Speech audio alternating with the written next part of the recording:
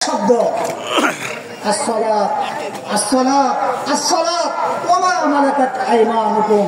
হে উম্মত, তোমাদের প্রতি আমার শেষ ওসিয়ত, তোমাদের প্রতি আমার শেষ নির্দেশ, সর্বশেষ আমার পক্ষ থেকে যে নির্দেশ সেটা হলো আসসালাত, নামাজ নামাজ নামাজ। তিনবার নবীজি সেই শব্দটা উচ্চারণ করলেন। এবং দাসীদের কথা বললেন।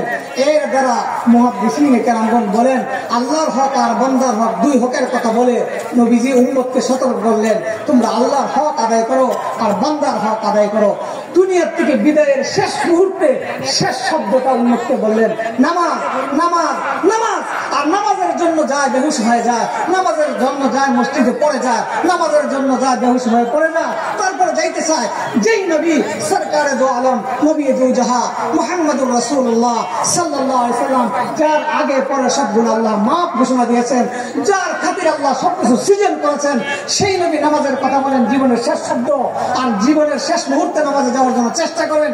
ওই নামাজ বাদ দিয়ে যে দাবি করে পীর, ওটা কখনো পীর না, এটা ভণ্ড। মনে মনে তারা নামাজ পড়ে নেয়, এটা কখনো হইতে পারে না।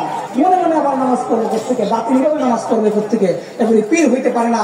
পীরের নামে ভণ্ডামি আমাদের সমাজে উলামায়ে কেরাম চায় ওই ভণ্ডামির হাত থেকে রক্ষা করা। উলামায়ে কেরাম চায় তোমরা নবীর পথ অনুযায়ী চলো, এটাই চায়, অন্য কিছু চায় না।